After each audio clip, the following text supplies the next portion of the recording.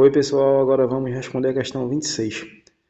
De um ponto do solo é lançado um foguete F, cuja altura em função do tempo é dada por h de t é igual a menos t ao quadrado sobre 200 mais 4t, sendo h a altura em metros e t o tempo em segundos. Qual a altura máxima alcançada por esse foguete em metros? Aí, nessa situação aqui, a gente precisa notar que quando ele deu essa função aqui da altura em relação ao tempo, temos uma função do segundo grau, ou seja, teremos aqui uma parábola, basicamente, certo? E essa parábola, ela vai ter, sim, uma altura máxima, que é exatamente o que ele está pedindo na questão, certo? Então, eu posso avaliar aqui como se isso aqui fosse o ponto vértice, onde teremos aqui o x do vértice e o y do vértice, certo? Só que aqui a gente deve notar que o nosso x do vértice, no ponto vértice aqui, como o eixo x é o tempo e o eixo y é h, aí mudaríamos isso aqui, né? Ficaria t do vértice, certo? E h do vértice. Basicamente isso, mas pouco importa a nomenclatura aqui, certo? Vamos fazer agora a conta, tudo bem? No final das contas aqui, basta que a gente descubra quem é o x do vértice, no caso aqui, ó, quem é o t correspondente, certo?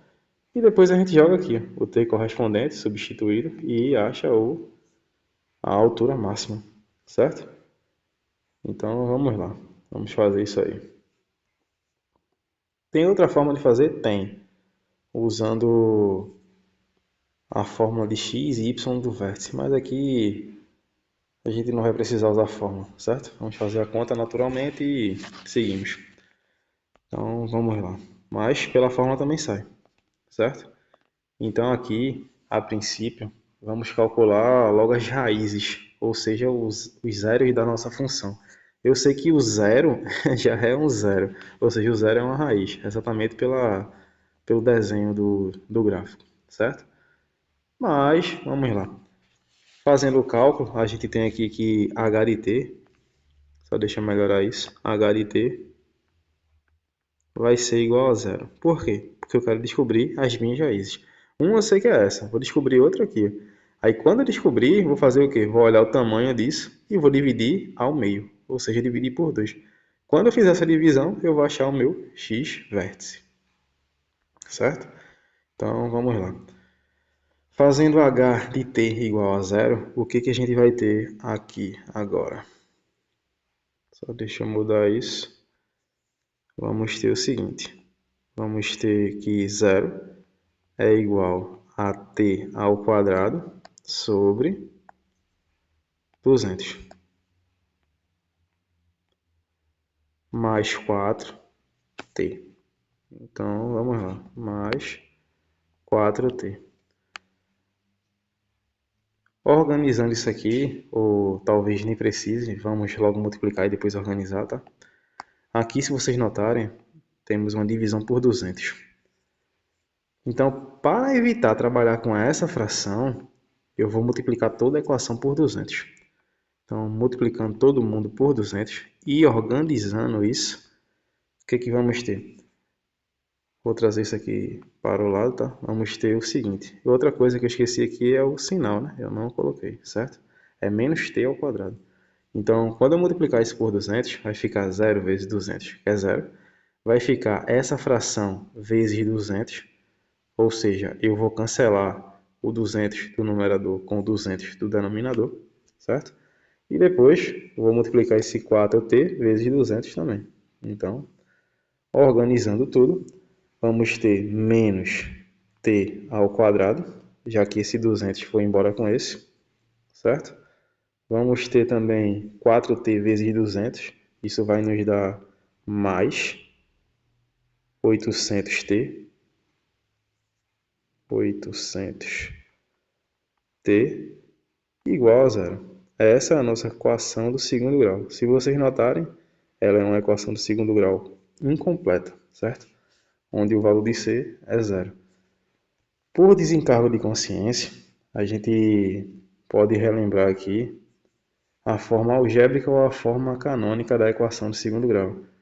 Ou seja, temos que isso vai ser escrito como ax ao quadrado mais bx mais c igual a zero, onde o nosso a tem que ser diferente de zero. Só deixa eu ajustar isso aqui. Onde o a tem que ser diferente do zero, certo? Então vamos lá. Se fosse identificar aqui, quem é o a? O a é o valor que acompanha o t ao quadrado, no caso menos 1, que está oculto aqui na frente. O b vai ser o valor que acompanha t, no caso 800. E o c é zero, certo? Na realidade, pouco importa se a gente iria observar esses valores ou não, mas por questão de organização, vamos observar. E o c é zero, certo? Aí qual é o método que a gente usa para resolver quando é uma situação de equação incompleta? Ah, eu só sei resolver por baixo, cara. Ou seja, calcular o delta e depois calcular o x ou a variável qualquer, certo? Mas aqui a gente vai resolver usando a tática de colocar em evidência. Então aqui eu tenho menos t vezes t, se vocês perceberem, mais 800 vezes t igual a zero. E a gente vai colocar em evidência exatamente o t. Aí, colocando isso em evidência, é como se a gente estivesse retirando isso da situação. Aí, tanto faz ficar à direita ou à esquerda. Tanto faz aqui, tá? Então, aqui, colocando em evidência, eu vou colocar à esquerda. Quando eu tiro esse t, quem é que resta nessa primeira parcela? Resta menos t. Quando eu tiro o t da segunda parcela, quem é que fica? O 800. Então, aqui mais 800. E isso tem que ser igual a zero, certo? Aí daí, de um princípio fundamental da álgebra, a gente tem que toda vez que temos dois números sendo multiplicados e isso dá igual a zero, isso significa que ou o primeiro é zero ou o segundo é zero. É exatamente esse conceito que a gente vai usar aqui. Ou esse cara é zero ou esse cara que está dentro do parênteses será zero. Tudo bem? Continuando. Então temos aqui que t é igual a zero.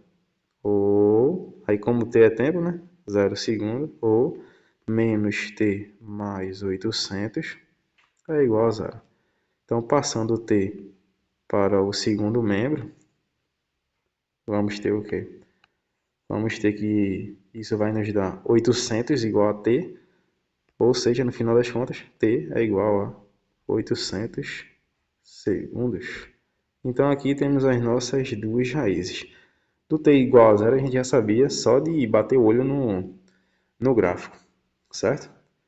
Então, daí, o que que a gente precisa agora? Precisamos descobrir quem é esse t que vai estar no ponto do vértice, o x do vértice, o t do vértice que a gente apresentou no início, certo? Então, vamos lá. Que a gente apresentou não, né? Que eu apresentei no início. Então, vamos lá. Continuando aqui, temos que daí o nosso x do vértice vai ser o quê? Vai ser na realidade esse tamanho, saindo de 0 até o 800, dividido por 2, certo? Então eu vou pegar 800 menos 0, isso vai dar 800, e vou dividir isso por 2. Isso vai nos dar exatamente 400. Vou fazer a conta aqui, mas só por desencargo de consciência mesmo, tá? Eu teria aqui o que? 800 sobre, deixa eu melhorar isso, ficaria 800 menos 0, certo? E isso sobre 2. Então, concluímos que o nosso x do vértice vai ser o quê? 800 sobre 2, que é a mesma coisa aqui, 400. Então, nosso x do vértice é exatamente 400 segundos.